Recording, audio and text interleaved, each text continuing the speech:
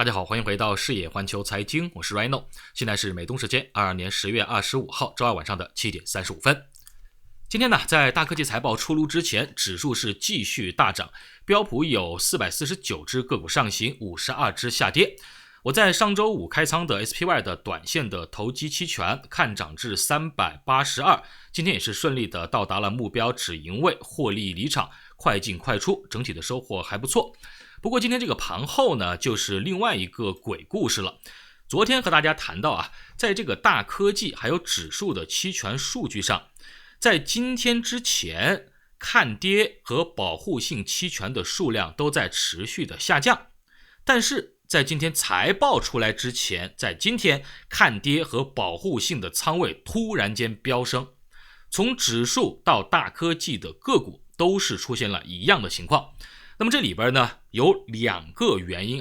第一个是看涨期权的大量平仓获利了结，那么看涨的头寸下降了所以呢这个看空的 put 这边的比例升高了，这是其中一个。比如我今天也是看涨的一个平仓的所以未平仓期权数量这边呢也是在减少的。那么第二个呢，就是因为我们说市场涌入了大量的看跌还有保护性倾向的这个头寸。咱们首先我觉得还是应该来看一下这个数据大家看完之后你可能会有一个直观的了解。首先这个是 SPX， 就是标普的看跌 put 和 call 这个未平仓期权的比例，我们可以看到在前几天都是持续在下降的我们从下往上看，日期这是之前的18、19、20、21、24，然后在今天是突然间飙升这是标普。那么我们看看其他几个今天出财报的，比方说微软是不是有一样的情况呢？也是一样的你看微软之前是在持续的往下走 0.82 0.82 0.8 0.79 0.79， 直到昨天咱们数据展示为止都是 0.79， 但今天突然间涌入了大量的保护性的头寸当然另一方面的原因呢是由于看涨期权的这个平仓导致但是这是两方面共同的原因。0.85 一下涨得很高很多，对不对？你看它前一段时间持续的位置 0.85 就属于近期的一个非常高的一个高点了。好，我们看一下谷歌呢是不是一样的情况呢？一回事而且已经是来到了近期在9月27号以来的高点，1个月以来的高点 1.49， 大家可以看看它之前是不是开始持续往下降的。这个高点是在9月27号的时候当时这个在 1.5 左右，这个是 1.49， 非常非常的高所以还有几个我们看一下 Amazon 这边也是一样，开始在往上提升之前呢是在往下慢慢的降升一点，但今天一下又飙了 0.02 上去了0.85。 还有我们看一下 Meta 这边情况，同样的情况也是突然间今天开始往上去飙。还有什么呢？还有像苹果，看一下是不是也开始往上在走好，所以呢特别是这几个今天出财报的这几个 MSFT 微软还有谷歌，他们是非常明显的一个很大变化。这个很大的变化呢，说实话如果后面的财报没有出这样的问题，我觉得可能是我想多了。但是呢，这个财报出来之后，我们知道这几个股票都是大跌的，微软、谷歌，包括今天的德州TXN 都是大跌的而且跌得还不少，因为财报几乎是全部都爆雷了。其实这几个呢，他们都是行业的标杆，要么是本期爆的雷，要么就是前瞻财报爆了雷。那么今天这些留在场内的 put 其实是非常精准的在财报开始之前压对了方向。这就是说我为什么会说有财报走漏这个风声的嫌疑因为我只能说是个嫌疑，因为我这里只能是个猜测，没有特别多的确切的证据，只能通过我的观察这个异常来和大家做一个推论。因为我在平常的数据观察过程中没有见过在大科技的财报当天这个 put 和 call 的未平仓的比例突然间大幅逆转趋势的情况。因为如果真的要加保护信心不足，通常都是在财报前至少1周你会看到很明显的保护上升的趋势。但是在今天大多数，今天之前就是昨天我们在讲的时候，还是大多数的指数和个股期权的保护都是呈一个下降的趋势的。所以今天平仓的 call 还有进场和依旧留在场内的 put 是有很明显的方向感的。我今天平仓这个 call 呢，是因为我到了压力位，到了我的目标位，我正常平仓我并没有去看跌我没有认为它这个地方一定会下跌。但是大多数留在场内的 put 和加码的 put 是有明显的方向感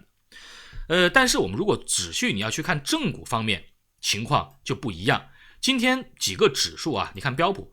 看它的分时图，直到尾盘其实都没有任何要逃跑的意愿，大家发现没有？正股其实是没有逃跑意愿的，所以我才说这个正股和期权在今天是脱节的，代表着期权上的异动，说明可能有较大的资金正在投机在做期权的下跌，所以这就是为什么我说会有财报走漏风声的嫌疑不过呢，这个机构神仙打架，咱们的散户你想太多也没有任何的办法，真的有问题呢 SEC 和市场自然会去调查，咱们散户只能说老老实实的，还是要去跟随市场回到基本面上，还是呢和大家来看看这几家公司的财报到底讲了个什么为什么下跌这么多，那么下跌是不是合理的，现在的合理的估值又是多少呢？首先我们看一下微软微软是我的持仓股，而且持仓比例也不低，10%的一个持仓了。这是更新过的数值摆在这里给大家看一下，我给大家讲一下它的数据。微软的这个收入呢是501亿，增长11%，超出预期的497亿，每股收益呢是 2.35， 超出预期的 2.31。 看起来本期的财报账面上都是超出了预期的，但如果我们仔细的去看，其实微软也是属于成长股类型还是要看一个前瞻未来成长性如何，增速到底是放缓了还是下降了。它不好的方面是很多的细分业务都是同比开始放缓，而且幅度还不小，比如备受关注的云增长就比较令人失望，智能云部分的收入是203亿，增长 20%， 比市场预期的204亿低，而且只达到了他们自己前瞻的203到206亿的这个指引范围的低端，证明云这个大家之前比较担心的它会不会放缓，看来也受到了经济放缓的部分的影响。当然这个还不是最大的，最大的是什么呢？像包括商业预定同比下降 3%， 而且也不及二季度的同比增长 25%， 那个时候二季度是增长 25% 的，这个季度变成了下降 3%。 如果我们说按照固定汇率不算美元的影响，那么是上涨 16%， 但是在二季度是增长 35% 的。所以你看到微软也是一个增速在放缓往下去走下坡，尽管没衰退是放缓，但是成长股怕什么呢？不就怕放缓吗？微软还是属于比较大型的科技类的这个成长性的股票当然你看它是价值股成熟股票也行，但它的增速在这摆着，已经比市场大多数的价值股的增速要快得多这是目前更新过的一个增速。那么好的方面是什么呢？为什么看上去它本期的财报还不错呢？因为包括像这个 Office 在内的这个软件的生产力和业务流程部门的收入是165亿，这个是超出预期的161亿的，也是高于前瞻指引的159.5亿到162.5亿的所以这一块表现不错。但整体上我们总结一下，旺盛的市场确实需求还是有，还是推动公司的营收增速高于预期，但是在美元强势的拖累下，营收的增长已经来到了5年来的最低点这是微软。所以为什么说它跌呢？就这个原因，因为大家担心后面还会不会越来越差，所以它的估值今天我做了一个调整，小幅的一个调整，234到314。好，下一个财年呢是207到261。那么鉴于现在它的一个增速情况，如果大家有信心，那么下方有2个位置，一个是较激进的230到237，也是盘后下跌的这个位置，也就是在马上6月份明年6月份之前的前瞻估值的下限位置，激进的是可以继续布局的。由于我仓位较多，这个地方我就没法激进了然后呢200到218是属于比较好的位置，这个地方我还会积极的再去买一些，好不好？这是对于微软给大家做一个整体概况。好，然后看一下谷歌，它又发生了什么事呢？谷歌的情况呢也是它是双 miss 了就是营收和 EPS 全部都 miss 掉了市场的预期，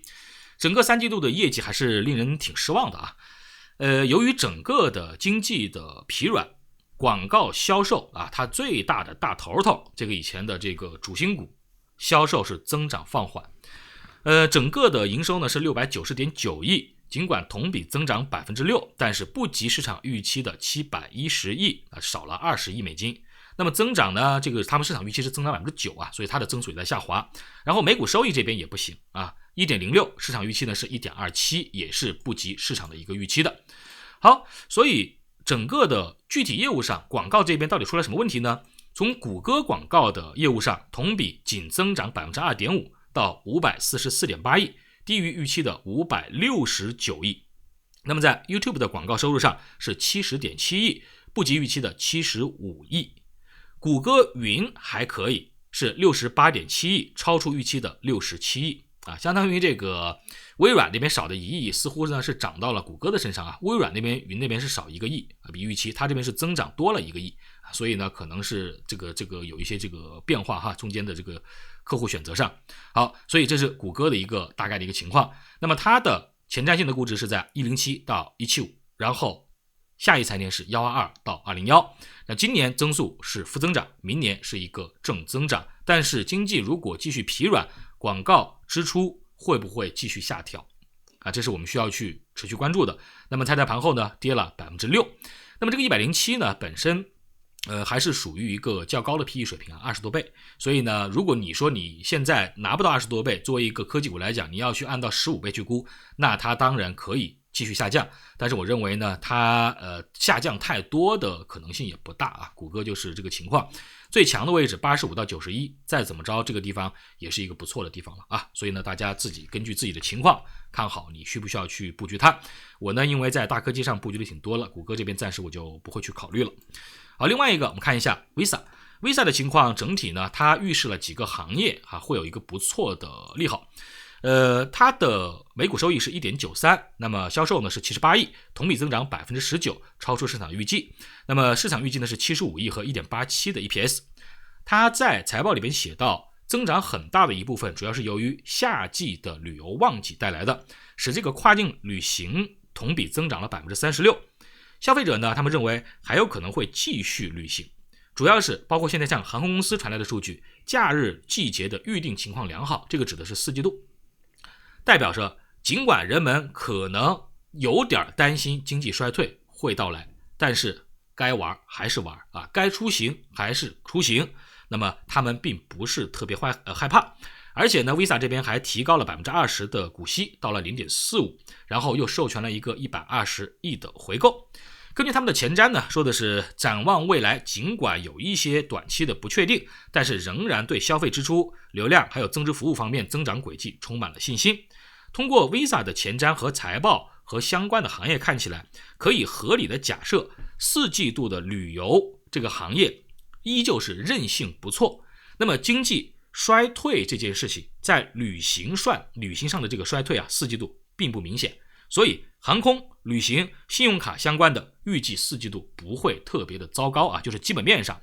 不会说突然间蹦出个大利空来，说这个东西下滑了，需求不见了啊，暂时好像还不会。所以呢，这几个行业大家也可以这个盯着啊，这是通过 Visa 的财报了解到的一些周边信息。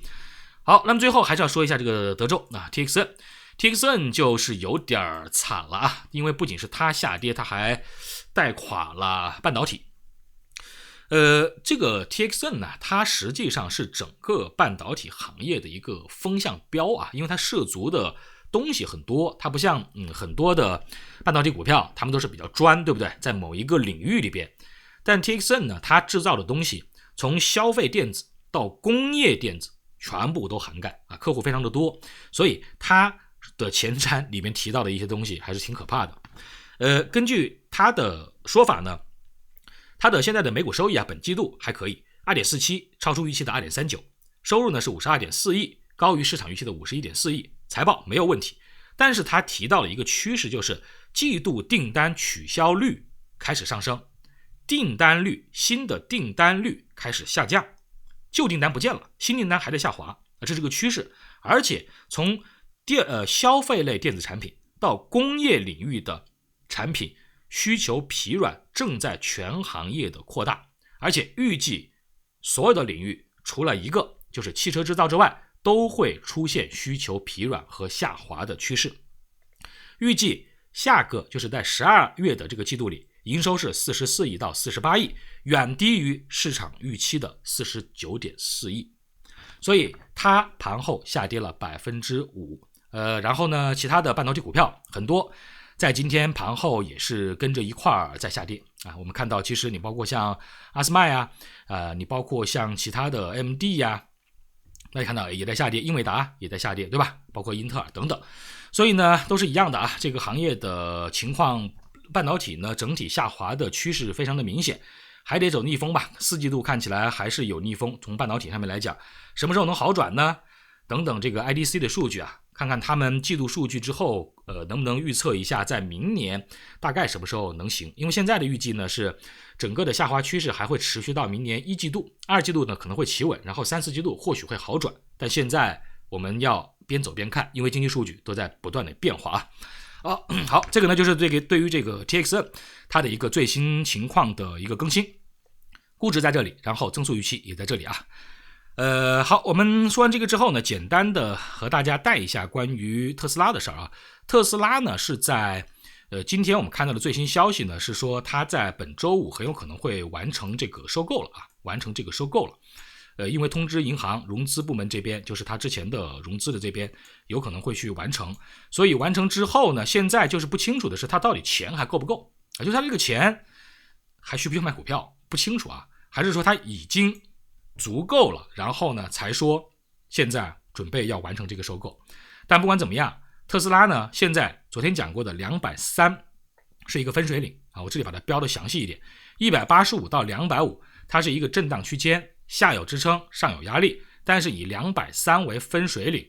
突破230走强可以高看，跌破185继续走弱就有可能会走到136到155，但是它的前瞻昨天讲过，价格底线不会在150块钱以下停留太长时间，如果真的出现了150以下的机会，那么大家呢按照你自己的仓位啊做一个这个合理的长线安排和选择。我个人来讲呢，目前的情况呢还是在这儿，还是一个2%的仓位 198.9 的一个成本的持仓，然后计划的这个加仓呢之前在210到250，最近呢我会考虑这个地方还有没有出一个机会，还有没有这种止跌形态比较明显的能让我加的，如果有，我或许会在210到250先加一点点，然后呢后面有更大的机会会在136到155再继续加啊。现在呢是没有止跌的出现的，好吧，还没有止跌出现，所以我就没有下手，最近都没有去挂单啊，都是这个根据形态来去确定买卖的这个时间点。好，这个呢就是咱们今天啊带给大家的全部内容。那么看一看明天的市场如何吧。今天这么多大科技都盘后下跌，看看是不是市场还能够继续虚晃一枪，继续向上，还是呢在明天一直持续到周四的几个大科技财报是相继连续爆雷，然后把市场直接又砸回到下方的3500点去啊。往哪边走大家都做好心理准备就行了。到下方加仓在这里啊，这个是个3220、3420，之前是一个非常好的位置，然后往上讲过，要结束上行趋势必须要回到4325的上方才能够重回上行结构，近期最强的压力位置大概是在4000点附近，也就是在这个地方，在4001这个地方啊，9月12号的高点，你以这个为一个标准，因为现在这个地方呢很快就要和200均持平了，所以你可以看市场有没有意愿继续反转上行，看一看9月12号啊，9月12号如果能突破，那代表的市场真的是开始大幅走强，如果没有，这里都是反弹对待，该投机投机，该波段做完赶紧走啊，这个要是比谁跑得快的这个时候。好，这个呢就是咱们今天节目的全部内容，非常感谢大家的收看收听，点赞转发啊，记得打开小铃铛，那咱们就明天同一时间再见。